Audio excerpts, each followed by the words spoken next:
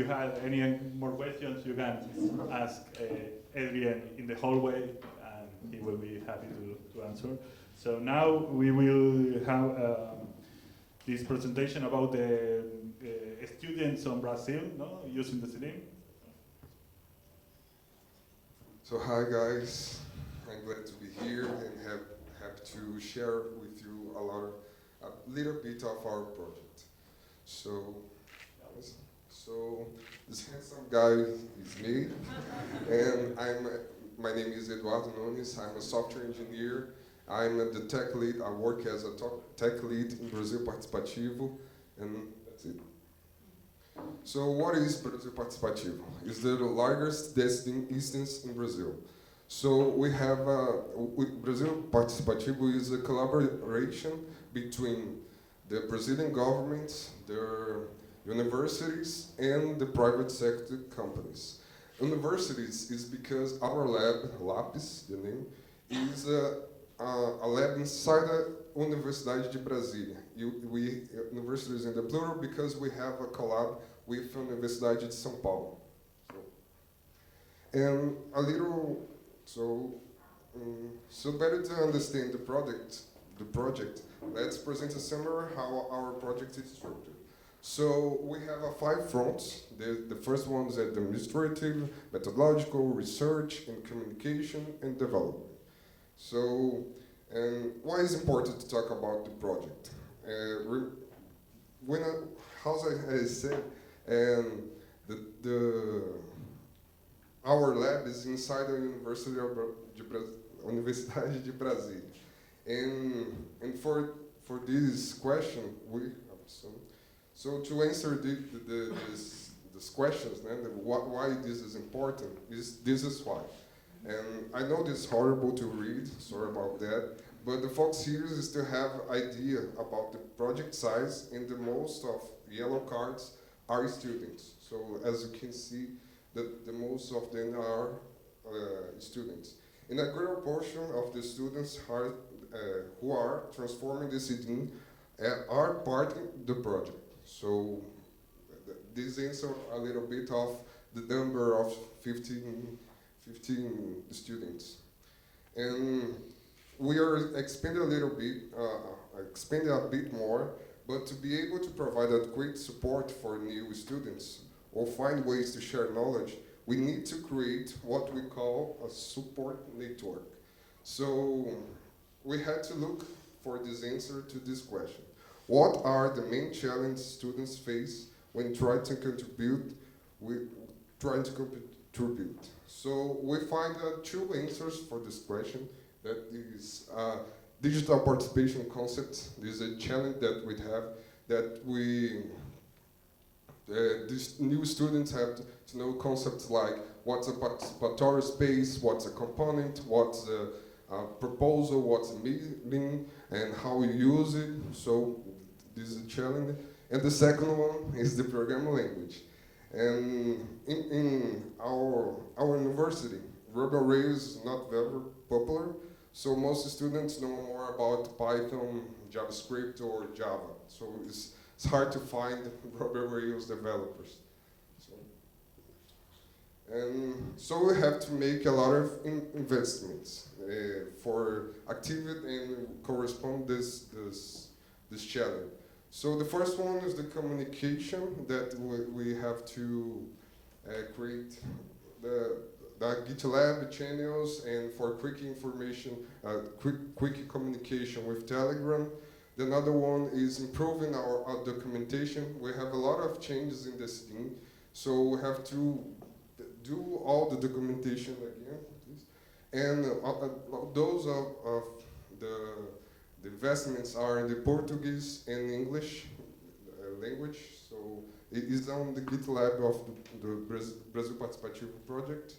So, and another investments are the classes, that we have a lot of courses to make an introduction of Ruby Rails, introduction to Decidim.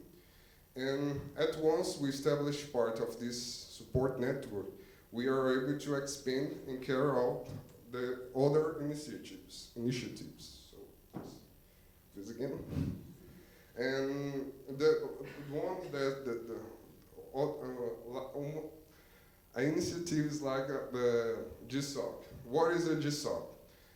Google Sum is a Google Summer of Code is an annual global program that offers stipends to the students in software development to contribute to open source projects under the guidance of experienced mentors.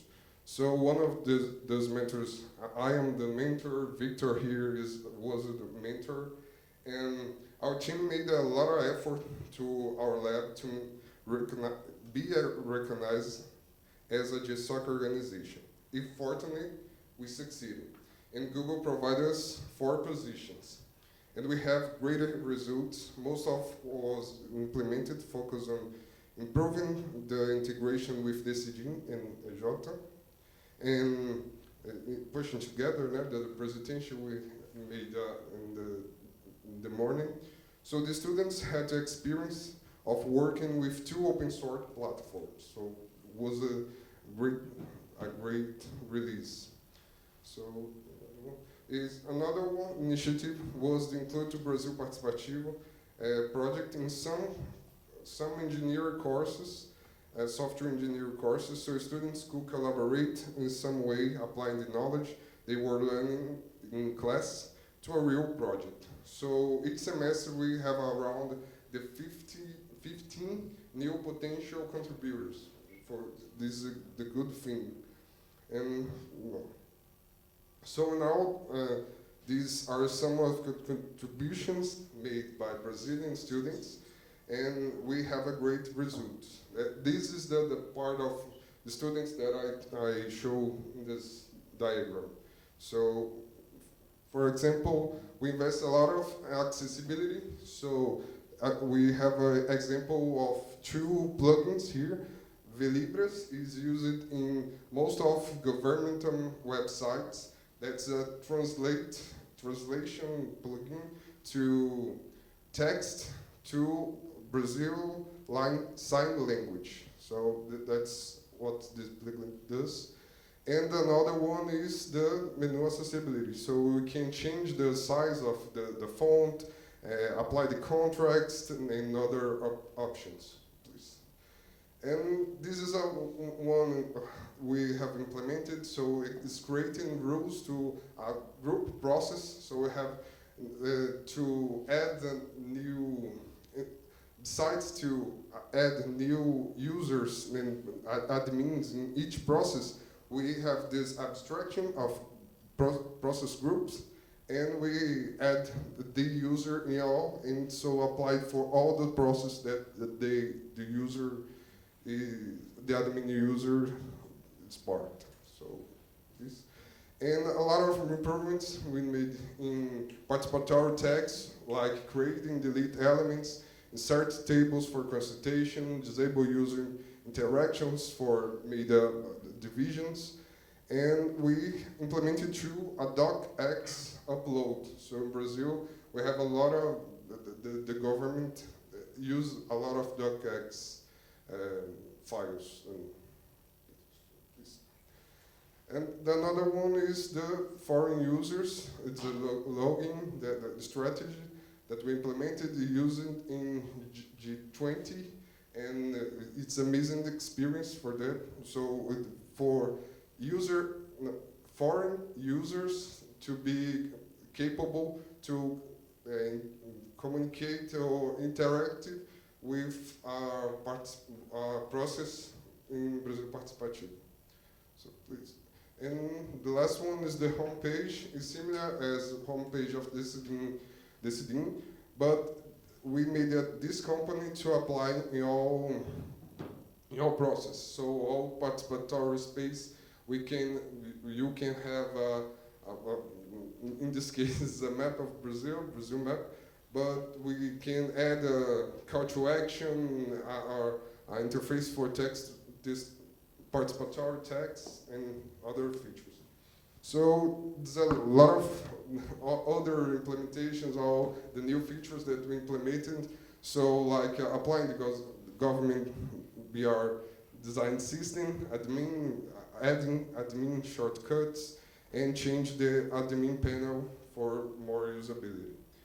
So for the conclusion, through the collaborative efforts for over the 50 university students, Brasil Participativo has successfully transformed Decidim by implementing new features, improving accessibility, integrating innovative components like opinion polls. And thanks guys, I'm representing this beautiful team, this amazing team that our here is the students, this is the team of most of them are in the government, and that's it. Thanks for your attention and for your patience in the reading moments. So that's it.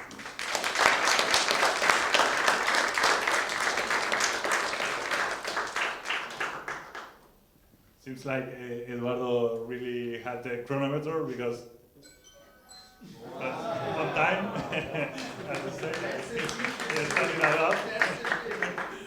So now we will go to John.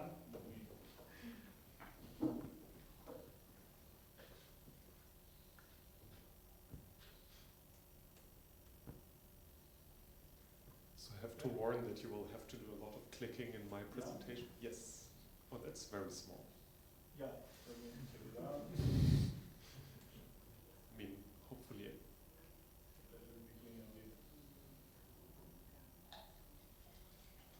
I have like only one screen.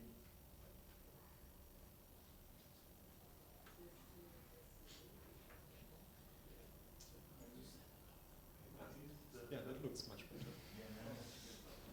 Better for the people in the back. Okay. Let's go. Okay. Hi, I'm Jan Mali, and I want to talk a bit more about proportional representation in citizen participation, a topic that we heard a bit about already in Frederick's talk earlier, but I will go a bit more in detail on what we actually mean by proportionality and how we can achieve it, at least in some examples. So, I mean, you probably heard the term proportional representation, specifically in connection to like parliamentary elections. You know this kind of graph on election day, for example, in Spain, and then you would usually see a seat map like the following. So this is what we usually consider proportional representation, and in particular what we not would expect to see is the following, that we just give all the seats to the biggest party. But in essence, this is basically what we're doing now in most participatory processes. And so I believe this is a problem, but it's a quite challenging one, because if we think about proportionality without parties, there are a lot of technical challenges that arise. So why is it so easy to talk about proportionality with parties? Because basically the input we get kind of looks very structured like this. So we have the voters, and we kind of assume that they approve all the candidates that are related to the party they like.